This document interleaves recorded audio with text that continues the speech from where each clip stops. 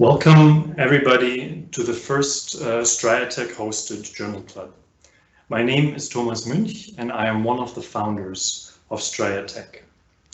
In our new journal club series, different scientists present their projects and new data to highlight the various uses and applications of our OptoDrum device. Today, it is my pleasure to welcome as speakers Zoë Bichler and Maximiliano Presa from the Jackson Laboratory, located in Bar Harbor in Maine. They will talk about visual acuity as a relevant phenotype in mouse models of rare disease. Before we start, I would like to give you a quick overview of the outline of today's journal club.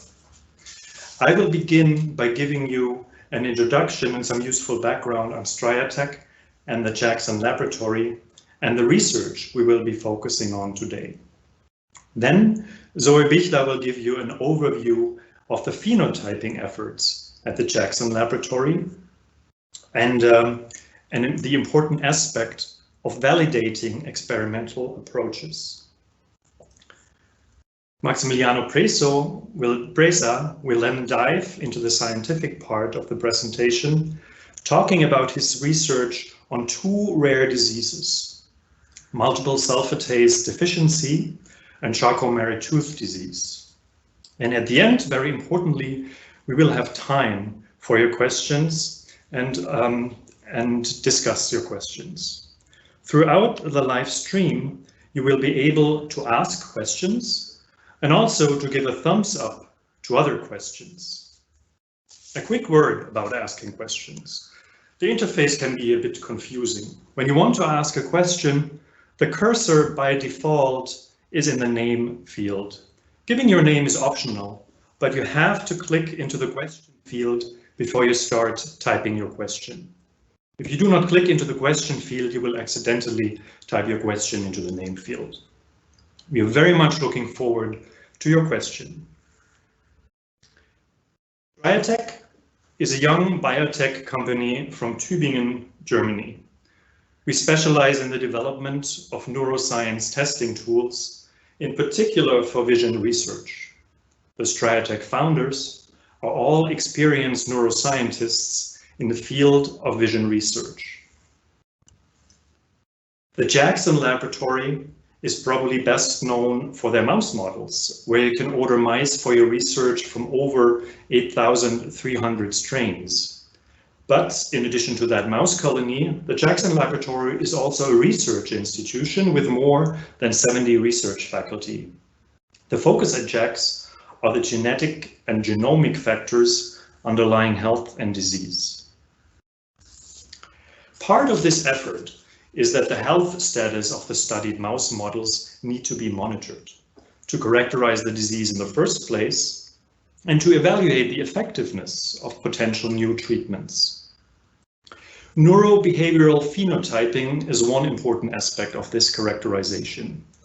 Zoë Bichler, our first speaker today, is heading the Neurobehavior Phenotyping Core at Jackson, and she will tell us more about how this research is being done there.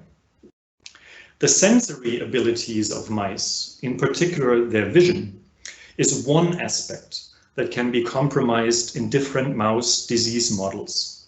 This is what we'll hear about today by Maximiliano Presa for two examples of rare disease. Knowing that vision can be compromised, one needs a tool to characterize the visual abilities of the mice. This is where Striatech's OptoDrum comes into play.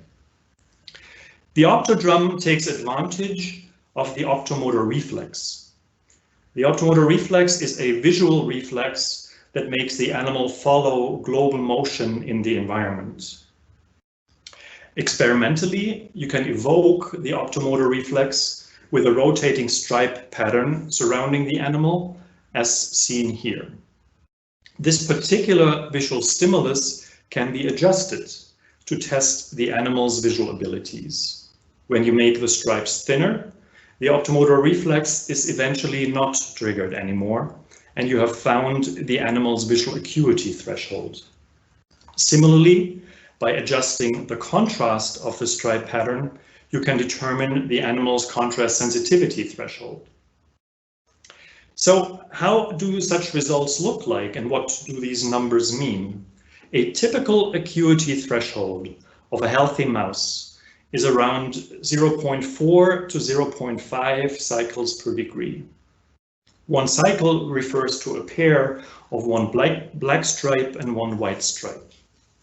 So, for example, when you display 18 cycles around the animal, like in the animation shown here on the left, that is 18 cycles per 360 degrees, or a resolution of 0.05 cycles per degree.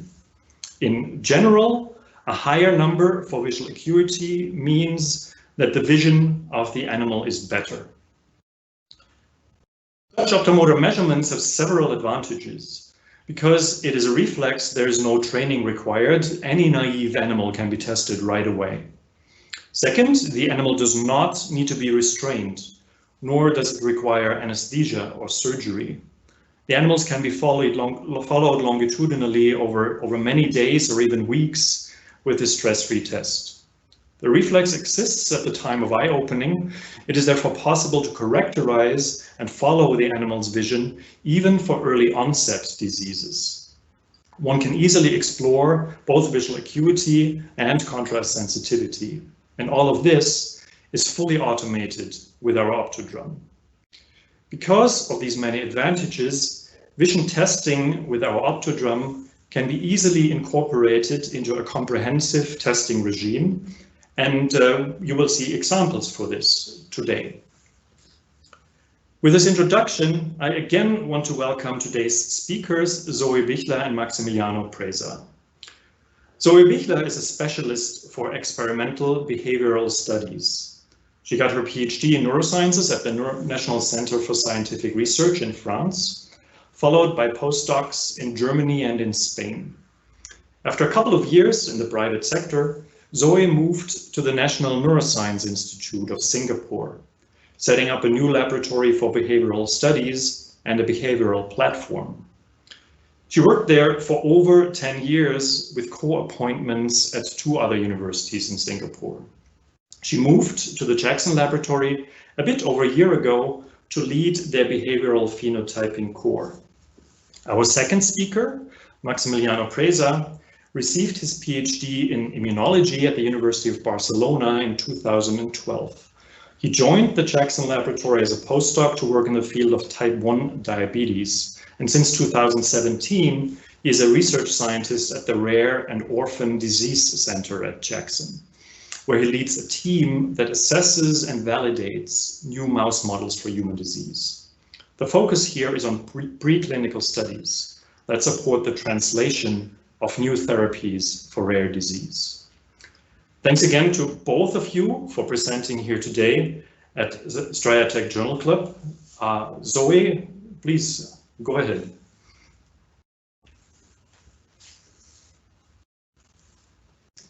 And you need to unmute your microphone, Zoë.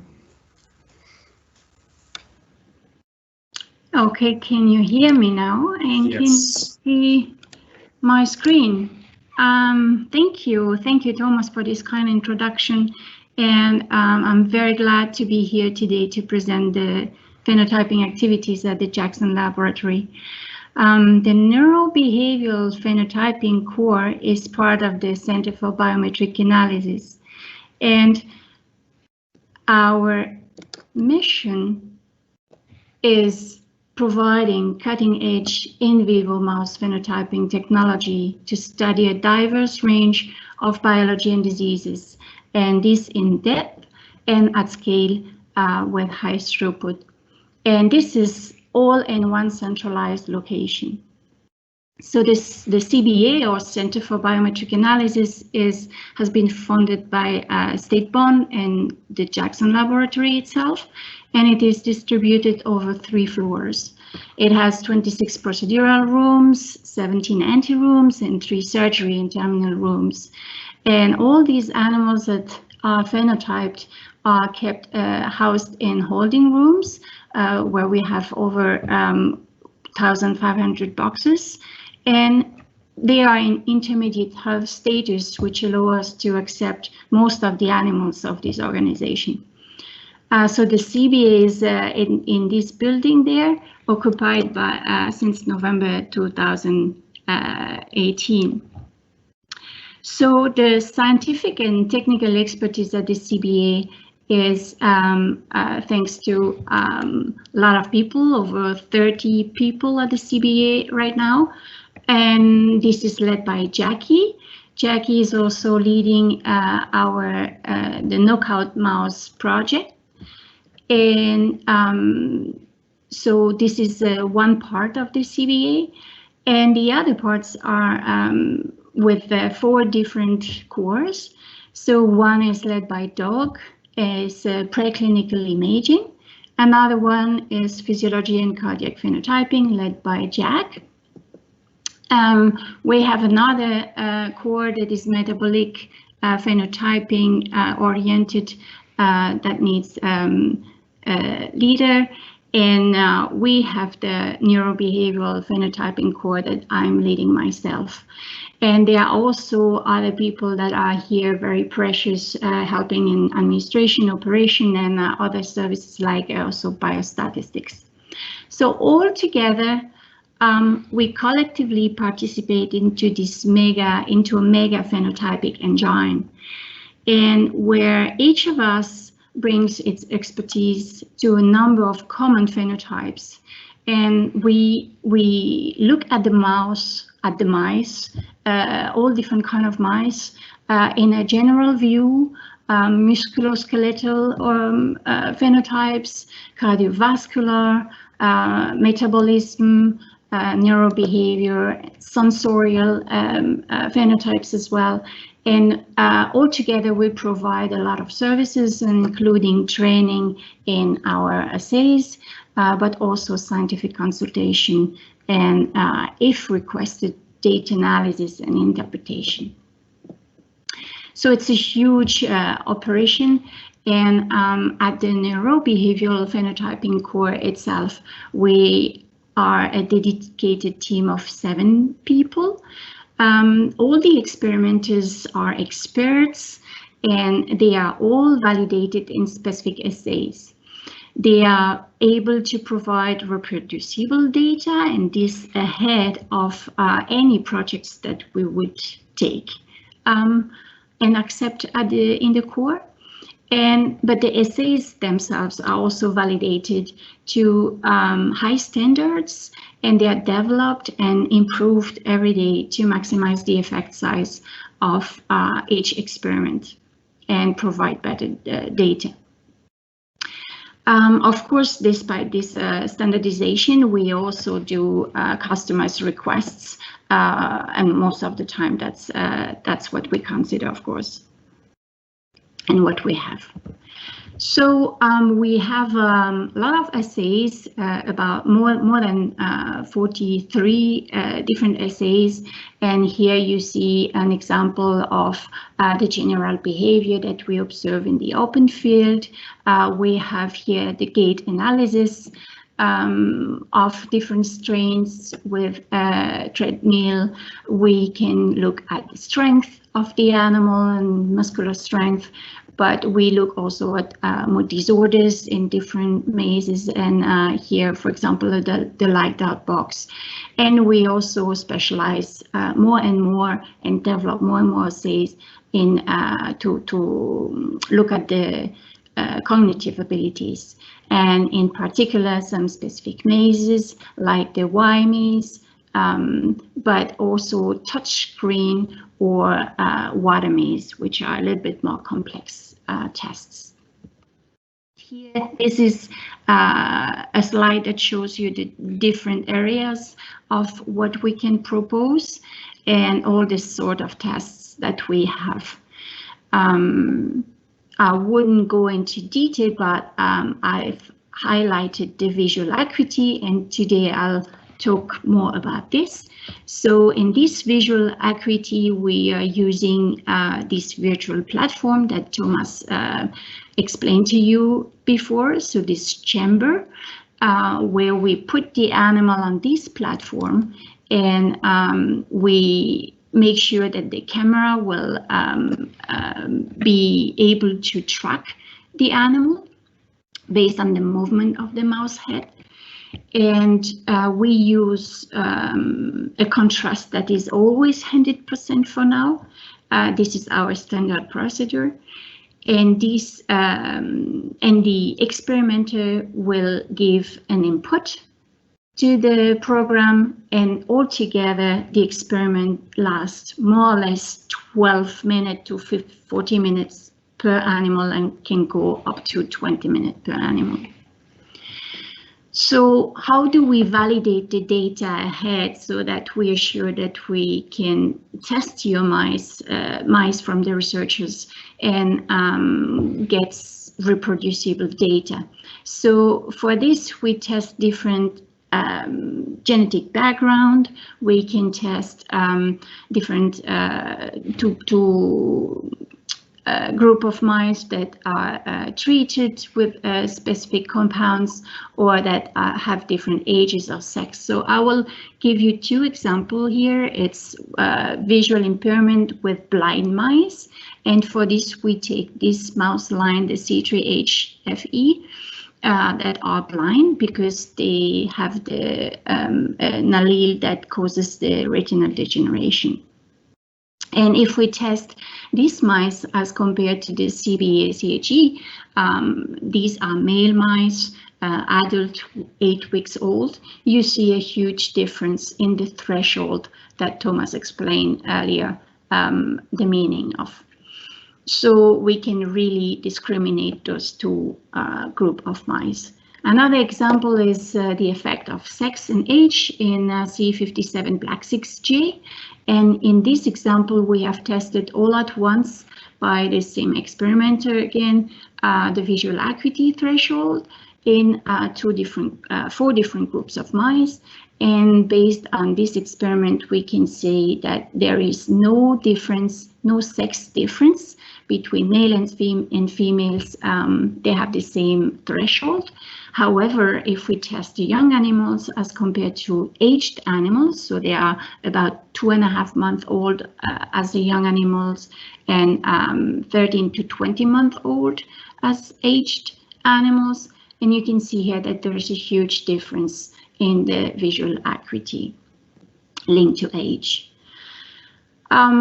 The last example I'd like to show you is what happened when we receive a new equipment in the facility.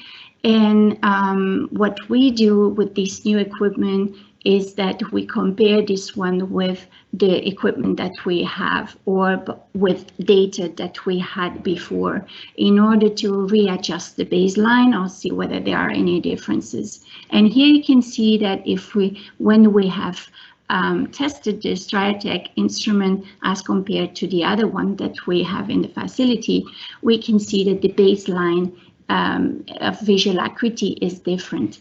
This is by testing the same kind of animals, so male mice age 8 to 12 weeks old. They are from the same genetic background, the C57 Black 6G. They come from the same production line, and they have been tested as well by the same experimenter. So this highlights the fact that we need always to test the animal of the same project in the same equipment, and that environmental factor can affect really much the study. So with that in mind, I just leave Max going on with Maximiliano with the applications of visual acuity tests. So Max, it's your turn. You can share your screen.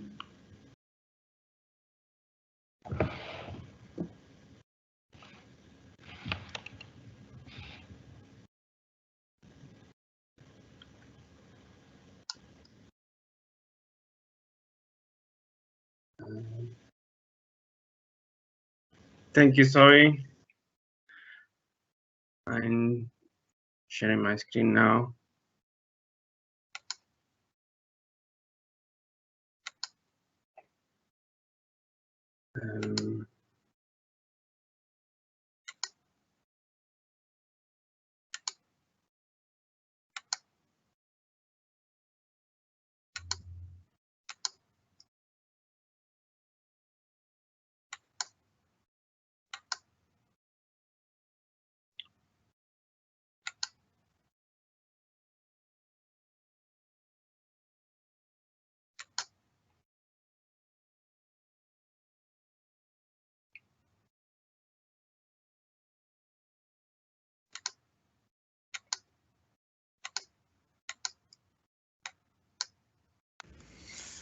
Can you Max, see my screen?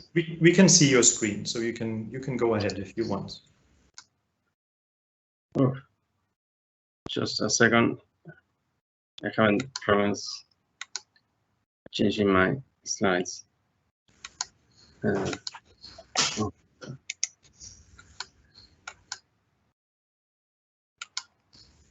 Okay.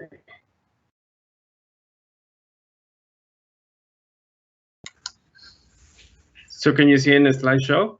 Yes. Right. Okay. So first, I wanted to introduce. Thank you, Thomas, for your invitation. It is great to participate in this journal club. And I wanted to introduce the Rare Orphan Disease Center, JAX. So we are an amazing group of scientists that we work all together with a main mission, main goal, that is bringing all together resources, mouse resources, for development of more precise mouse models for human diseases. Within the Rare Orphan Disease Center, we have a very diverse team of scientists. This team is directed by and coordinated by Dr. Caitlin Lutz, and we count with the support of the professors like Rob Burgess and Greg Cox, and a whole team of scientists covering diverse areas like neuroscience, immunology, cancer research, and metabolic disorders. So today, I want to present two examples of applications where we have been using the visual acuity method, and with pretty good success. The first one is a project that we are taking in the Rare Orphan Disease Center about a preclinical study for gene replacement therapy in a mouse model for multiple sulfatase deficiency.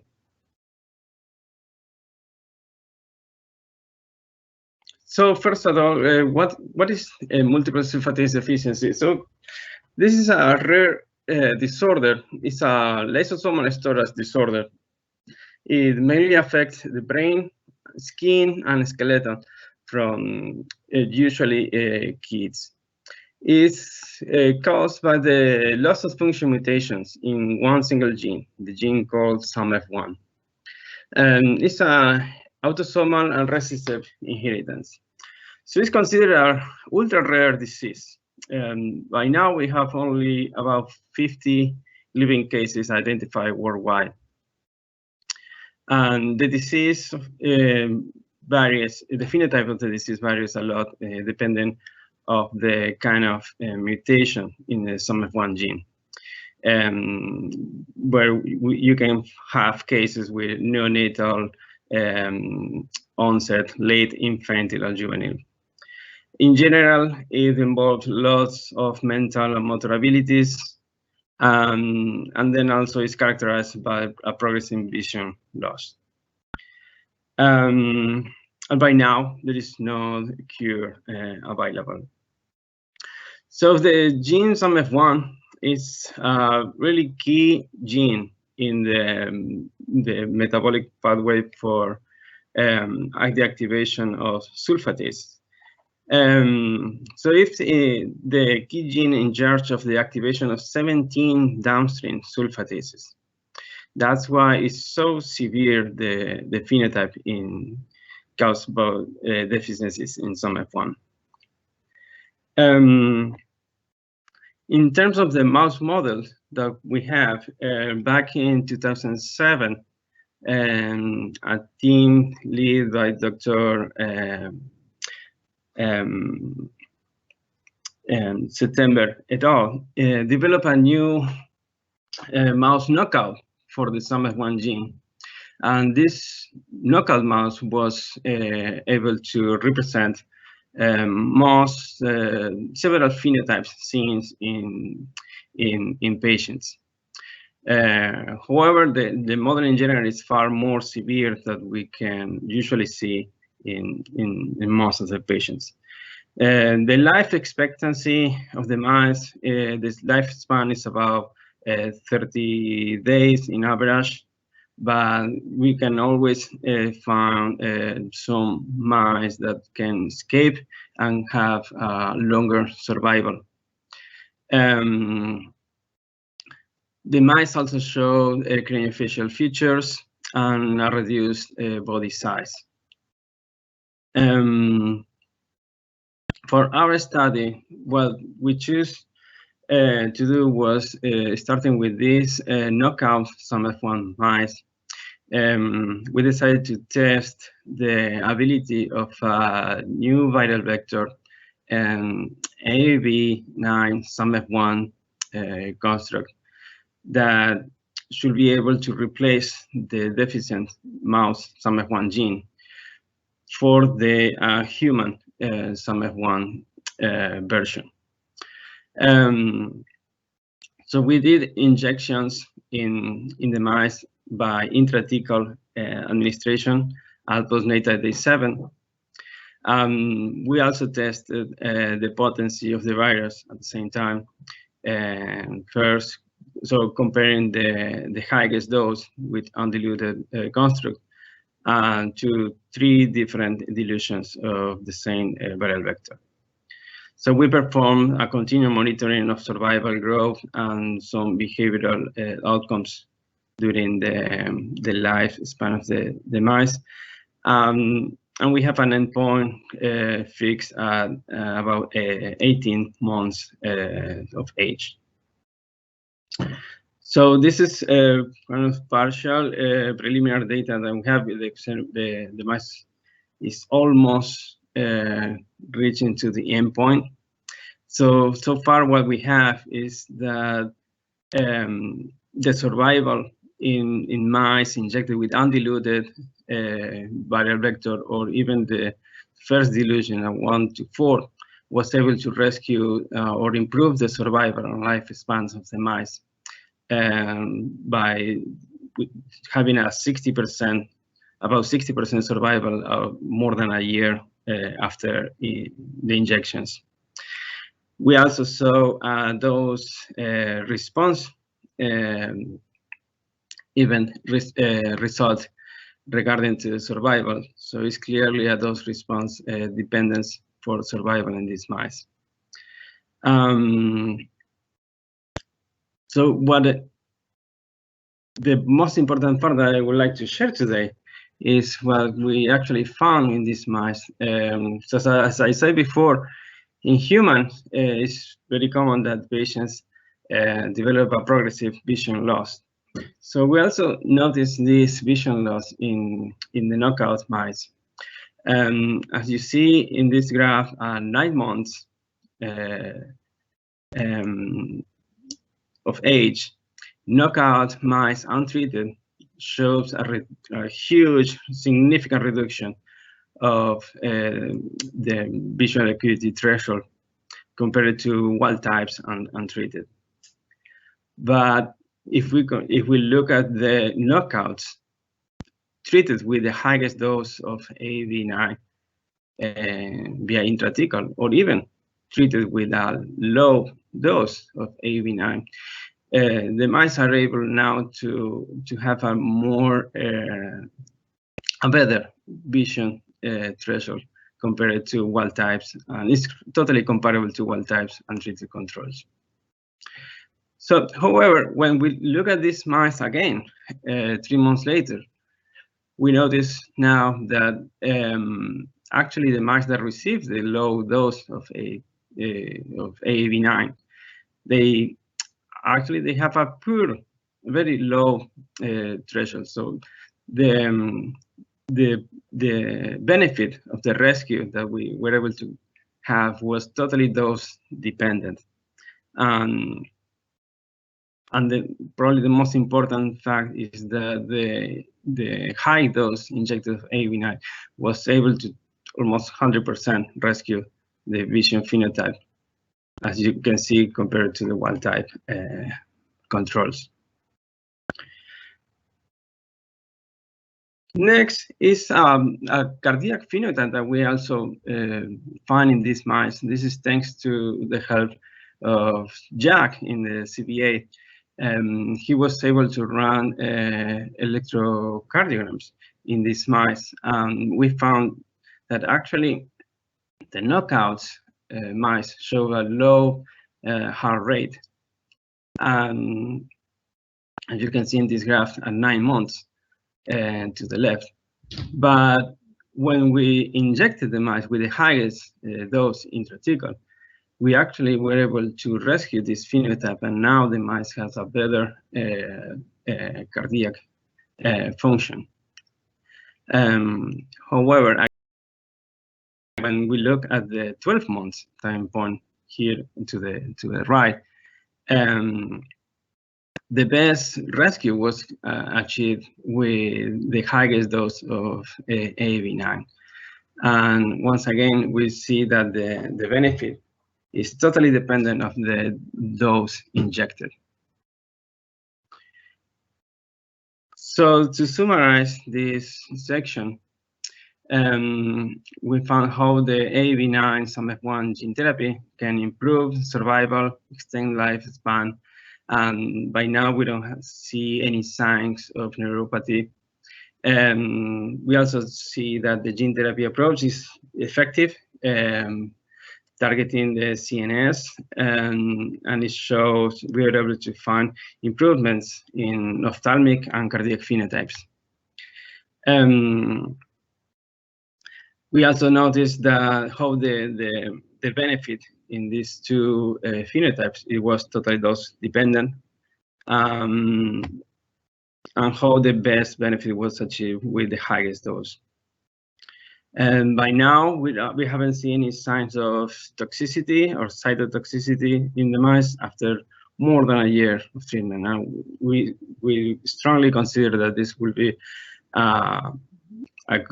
will be predicting a good potential benefit for pediatric subjects and future clinical study designs.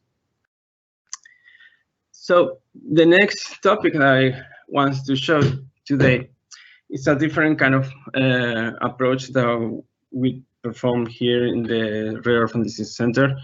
In this case, we were focused in the standardization and the validation of a new mouse model for Charcot-Marie-Tooth type 2A disease.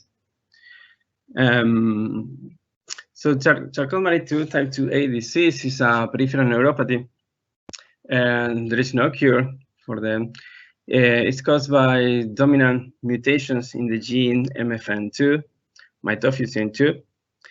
And these mutations in MFN2 gene can cause vision loss, which is caused by the degeneration of nerves that carry the information to the brain and in the eyes.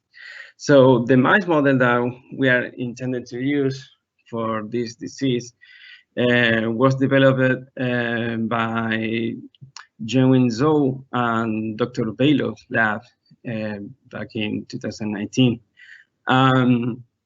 It consists in a transgenic mouse that overexpressed a human version of mitophysin 2 with a point mutation, with the permutation R94Q, which is a clinical mutation.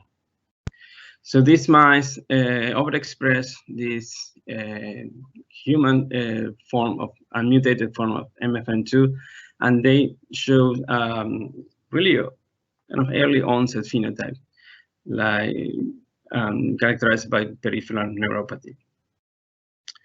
So we started to analyze this mouse, always comparing with the data published by Zoë et al. First is what I'm showing here is the survival of this new strain. We found a really good, pretty decent survival of almost 90% of the mice surviving more than 200 days. A little better than the one was published previously in the original paper. That probably is just due to a more close and intense care in these mice. It's I have to say, it's a really sensitive strain. They have a small size, and they have the eye phenotype can show really early in age with eyes secretion, and sometimes we even need to go to a situation where we need to actually cut the nails of the mice so they avoid to scratch and hurt themselves. And so all these factors make a better care of the mice and can actually improve the survival, the final survival of the mice.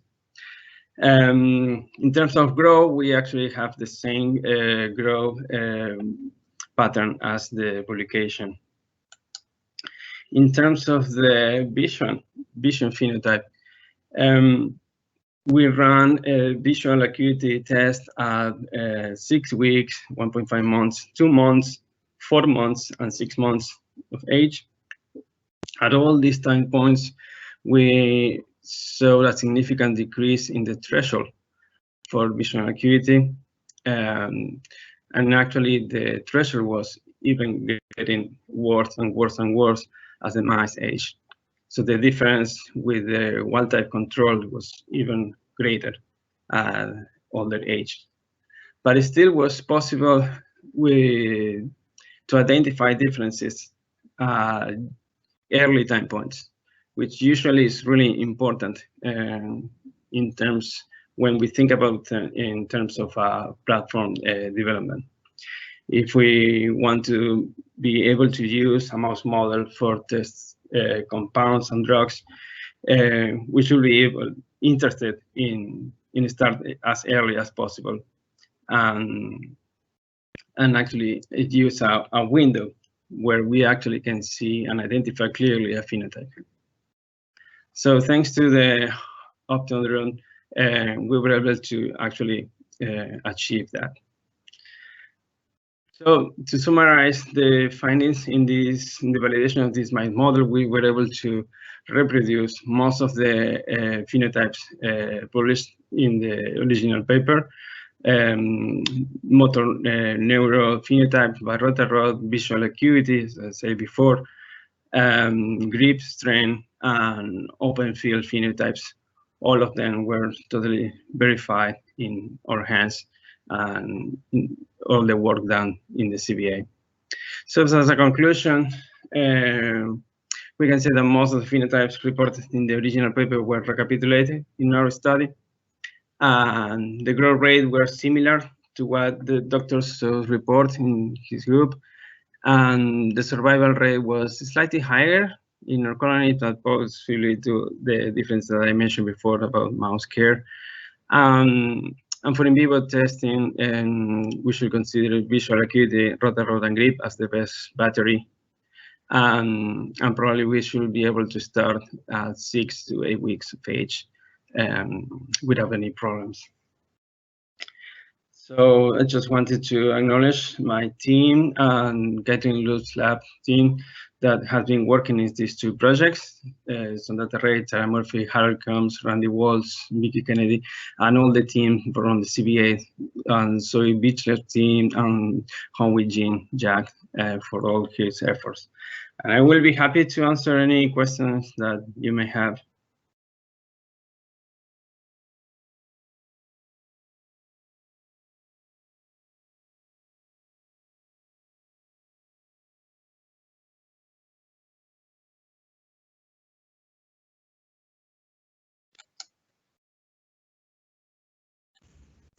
So unmute my microphone. Thank you, Zoe, and thank you, Maximiliano, for your presentation. Hold on. There we go. Yes, there were quite a few questions coming in. I'll just checking about what most people voted for. So there was a question, I guess they went to you, Zoe, about the difference in the baseline between the two different equipment. So what you call equipment X and our OptoDrum. Do you have any comments on that? Why you might expect differences, or if that behind that might be false positives or anything like that? And you need to unmute yourself, please.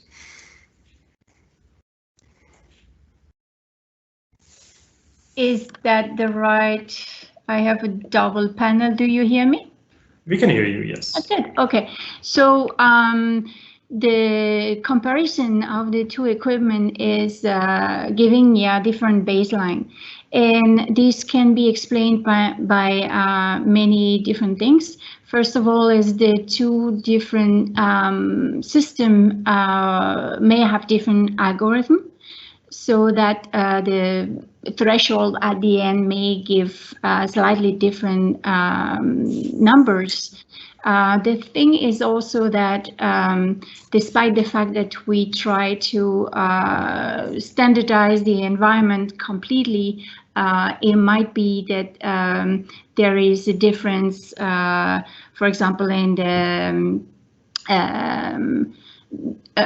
actually these two differences can come, I mean, the difference can come from the fact that the platform may be slightly farther from the wall in the two different equipment, or this kind of standardization that can be different in the two equipment.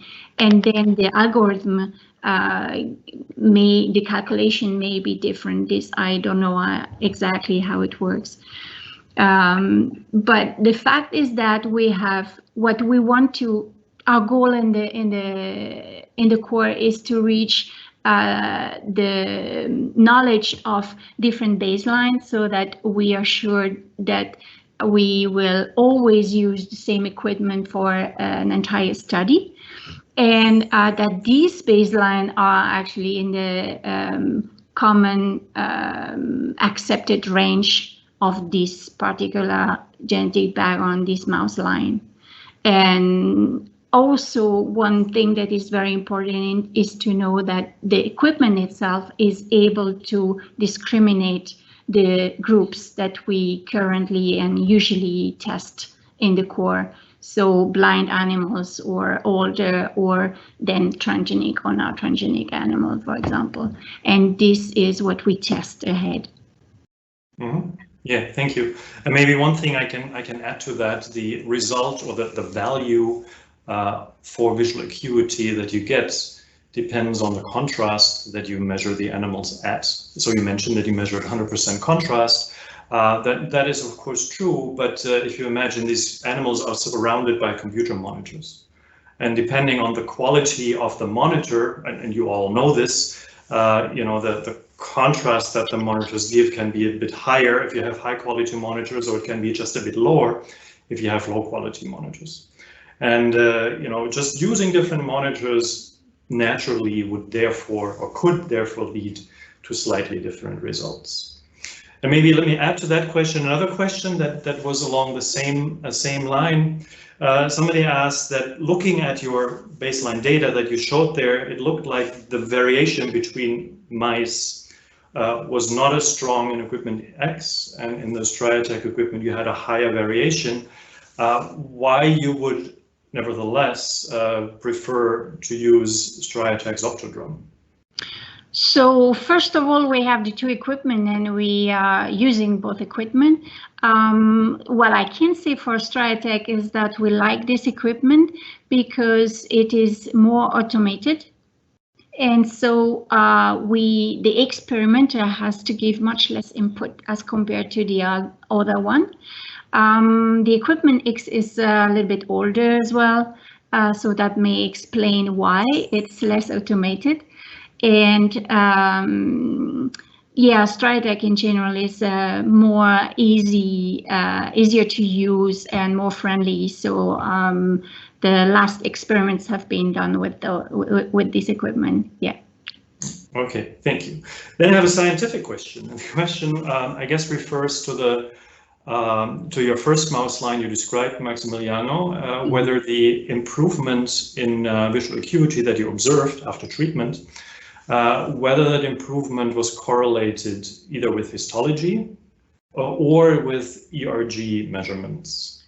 So that improvement, that work is actually ongoing. That everything is ongoing. We are running histology for retina and see how this correlates. Mm-hmm.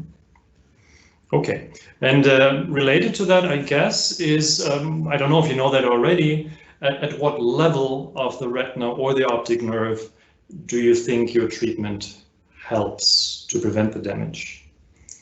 We don't know yet. This is the first time that we are applying this kind of assessment in this mouse model. We don't have any published data for this kind of application in this mouse model, and even for histology. Mm-hmm. But we know is that they may develop a severe form of retinopathy. At what level, we are not sure yet. Mm-hmm. But we have reports of AV9 being able to transduce cells in retina.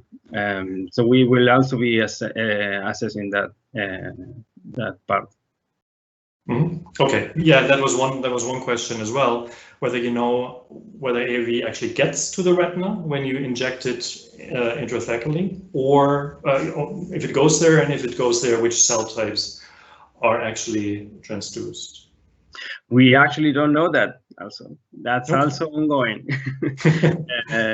Yes. We have reports of biodistribution into retina. So it's possible that the virus can reach the eye. We don't know how much. We don't only try intrathecal, we also try intracerebrovascular injections. But I just choose intrathecal today to present because it's the most translatable way that we have. And it's highly effective, and without any doubt that is in our to-do list to analyze biodistribution into the eyes and see what kind of cell types we are able to transduce. Mm-hmm. Okay, let's see. I'm looking for the next question here. Just give me a second. Yes, so there was the question if you have tried anything else other than visual acuity measurements at full contrast, for example, if you tried contrast sensitivity measurements, or if you tried to measure at scotopic conditions, and if so, whether those measurements are reproducible as well.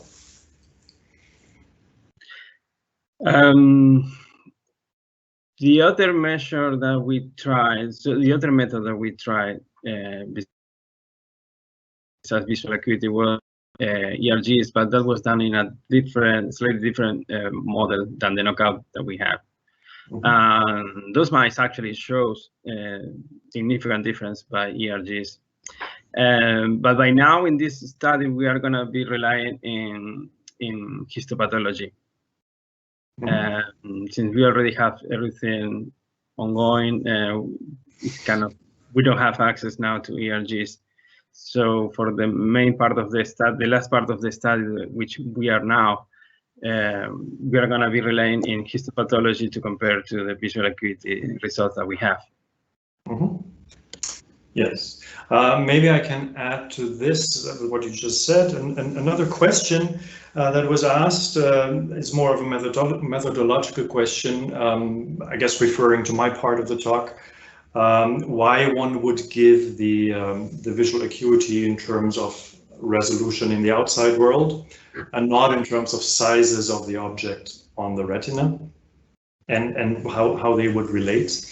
If I answer the question, that is related to the optics and geometry of the eye. So an object in the outside world of a certain size that falls onto the retina of a mouse is bigger there on the mouse eye than, for example, it is on the human eye or on the human retina, because the mouse eye is smaller, right? So objects, relatively speaking, become larger.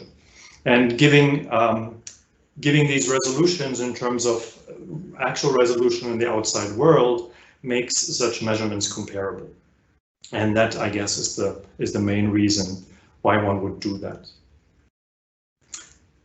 All right, next question is whether the OptoDrum can be used for both mice and rats. And that is a quick answer. It can basically, the model that Jackson has can be used with mice, but we have two different models and we have a slightly larger one, and that can be used with both mice and rats.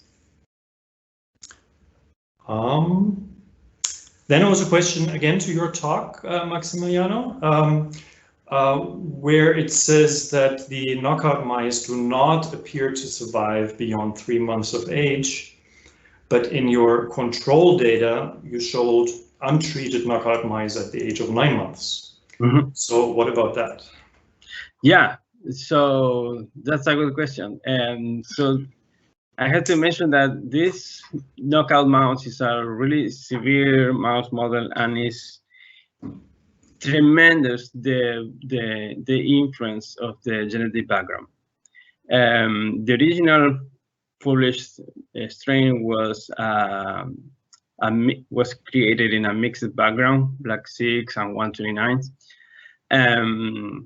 The first time we received this mouse at JAX was actually 4th-generation backcross to Black 6. The survival that we have in those mice was really severe. We were losing more than 50% of the mice at 1 day. And that makes the chance to use this mouse for gene therapy really difficult, really difficult.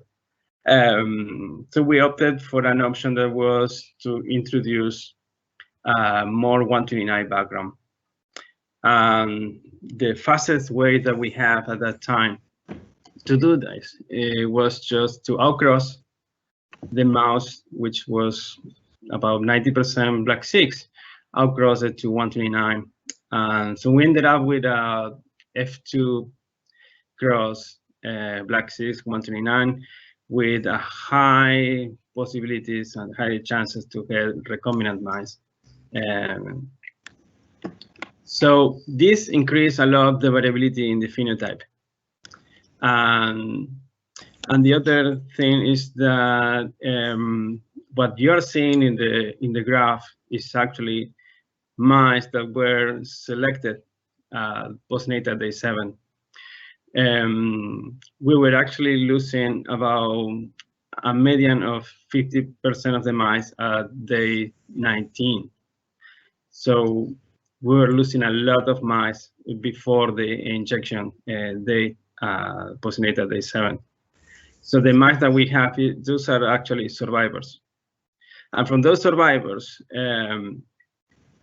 some of them were able to reach a really long age, about 9 months, as you saw in the graph.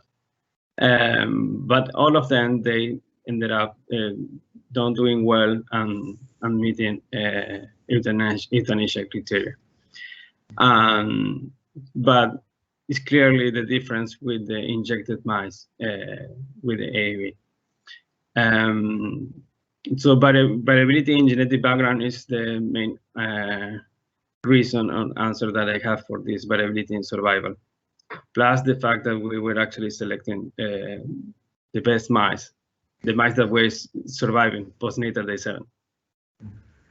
So these would be the ones where the phenotype is not so very strict to start with because they are the survivors? Yeah, yes, exactly. So so you have variability in the phenotype. The mice that can survive postnatal day 7, those are the ones that we were selected for injection, and those are actually the ones that we have for control. So we take all the precautions, and so we generated about a whole cohort of about 200 mice total, and all of them randomized across all the treatment groups, and all of them also blind. So we were very concerned with this. So we were trying to do our best. Okay. We are running out of time, so let me just add to the audience that, I mean, the audience there has seen it, but everybody who is not here, the recording will be available online even after the live event has ended. So you can log in, and you can also rewatch if you want to look at some of the data or slides in more detail. You can rewatch, you know, in half an hour it should be available with the same link that you used to come in here. We will leave the question and answer panel open for maybe another day or two, so that you can still post questions watching it, not live. We will answer to your questions then in writing afterwards. So if you are watching this and not watching live, please type your name with the question you ask so that we can get back to you with the answers. At the end, let me again thank Maximiliano and Zoe for this wonderful and exciting presentation. And thank you to all the audience for joining us here today. And we're looking forward to welcoming you at the next Striatech Journal Club, which will probably be at the end of November. With that, I wish you all a very good day and goodbye. Thank you. Bye. Goodbye.